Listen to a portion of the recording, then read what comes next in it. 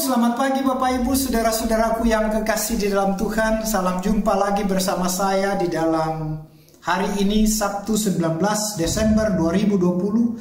Saya selalu berharap kita tetap diberikan kekuatan, kesehatan yang prima di dalam kehidupan kita.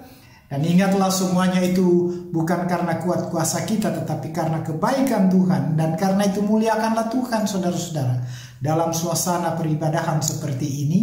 Dan sebelum kita membaca merenungkan firman-Nya sebagaimana biasa, mari kita berdoa mohon topangannya. Kita berdoa. Pagi ini kembali kami datang kepadamu Tuhan.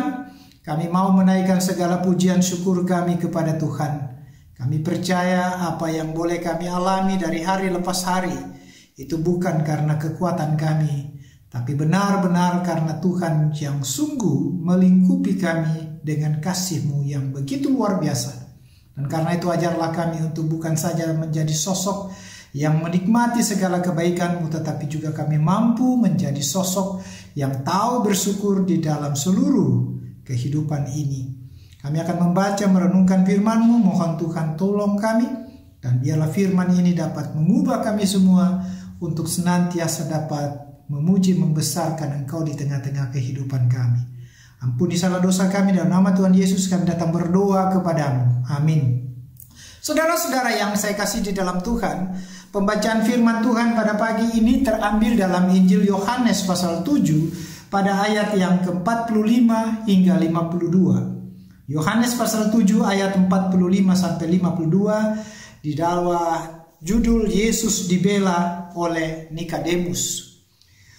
Maka penjaga-penjaga itu pergi kepada imam-imam kepala dan orang-orang Farisi yang berkata kepada mereka, "Mengapa kamu tidak membawanya?"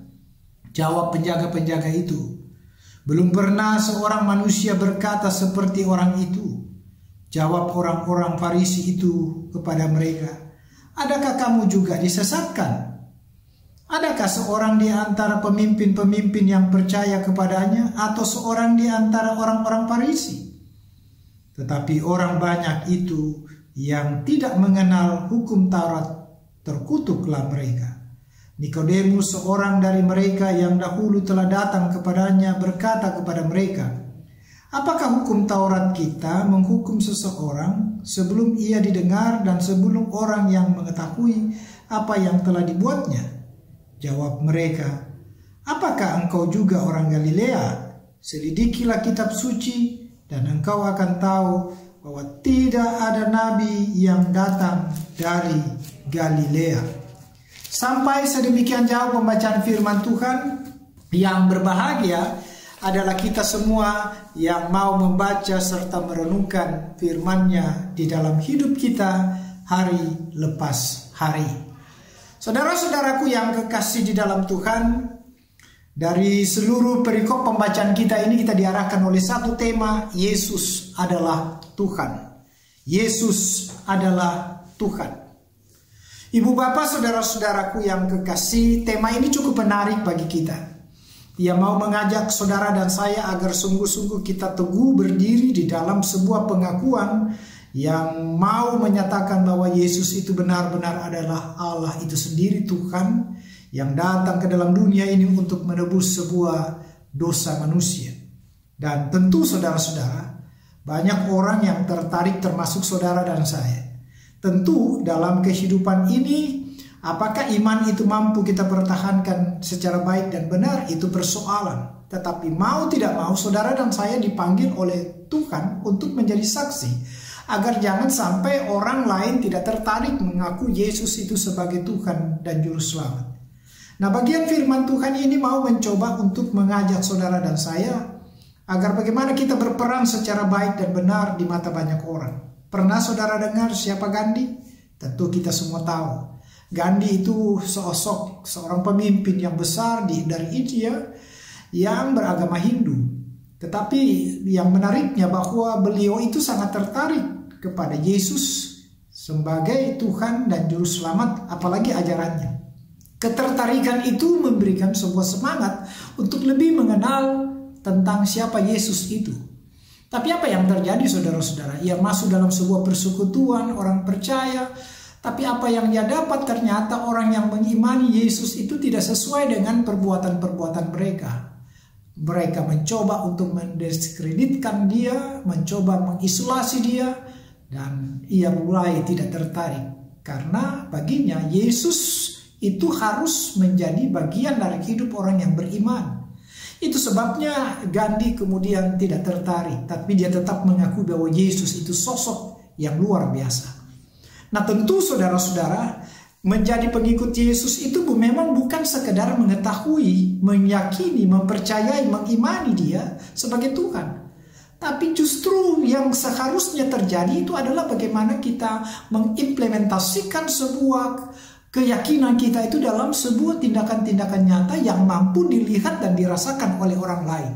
Setiap orang Kristen itu wajib hukumnya untuk menjadi Kristus-Kristus kecil yang di dalamnya saudara dan saya menjadi alat kesaksian kepada siapa banyak orang.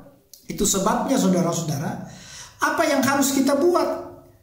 Kalau kita benar-benar menjadikan Yesus itu sebagai Tuhan dan Juru Selamat kita, maka itu harus nampak di dalam hidup kita.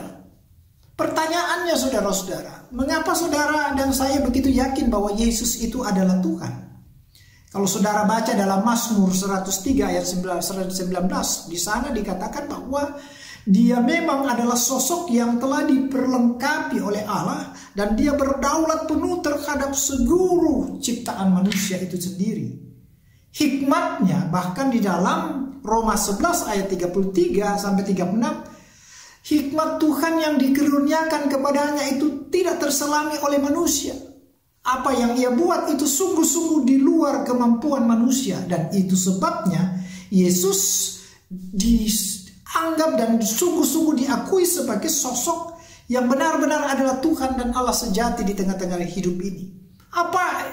Bahkan di dalam Keluaran 34 ayat 6 kalau saudara baca, di sana juga diuraikan tentang bagaimana kasih Allah yang sempurna itu dinyatakan, disempurnakan oleh Allah di dalam diri Kristus lewat Yohanes 3 ayat 16 itu.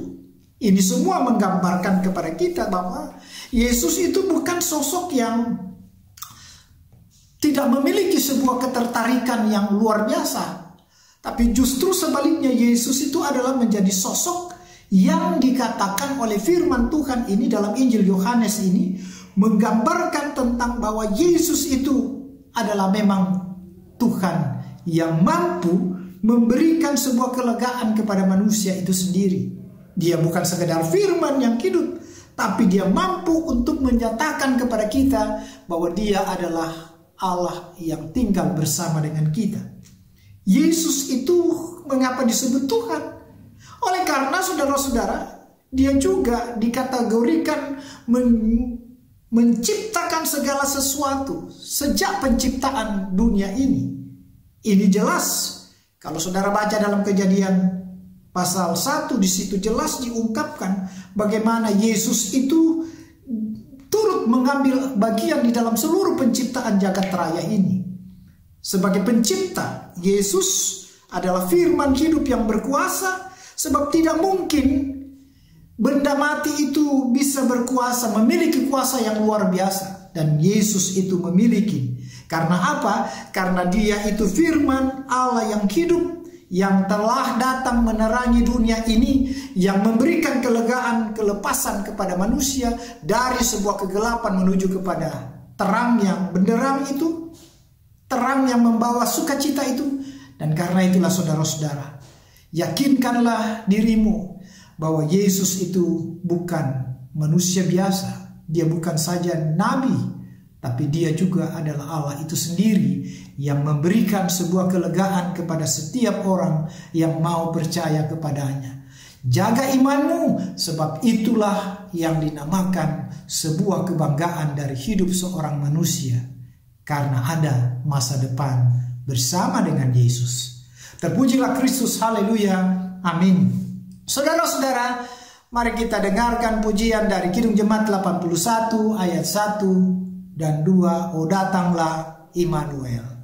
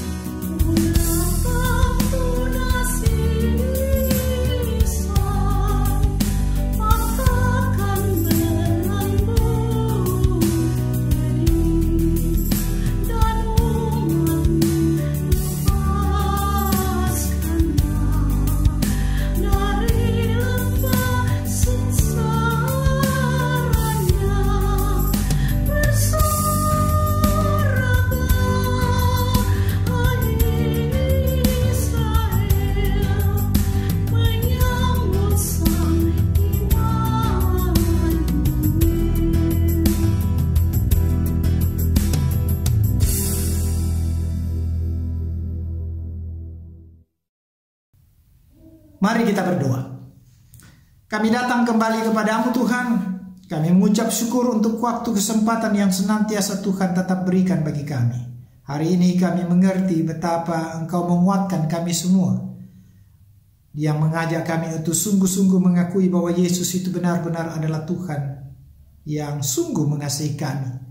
Ia telah datang untuk membawa keselamatan bagi dunia ini, dan biarlah kami semua dimampukan untuk sama seperti Tuhan, menjadi alat kedamaian sukacita bagi dunia ini lewat kata dan perbuatan kami.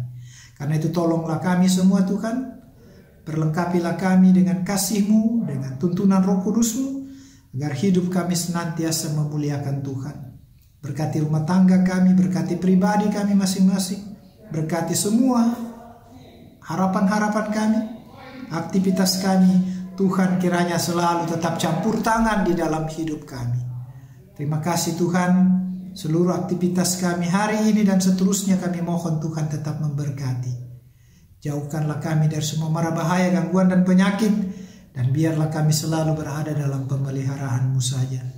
Terima kasih Tuhan untuk semuanya ini.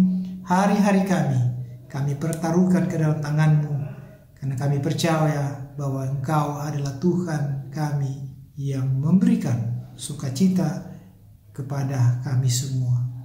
Ampunilah salah dosa kami Tuhan, dengar doa kami, dan biarlah kami boleh melewati bahkan mengakhiri tahun ini Tuhan dengan baik, dan perkenankanlah kami juga untuk memasuki tahun rahmat-Mu yang baru.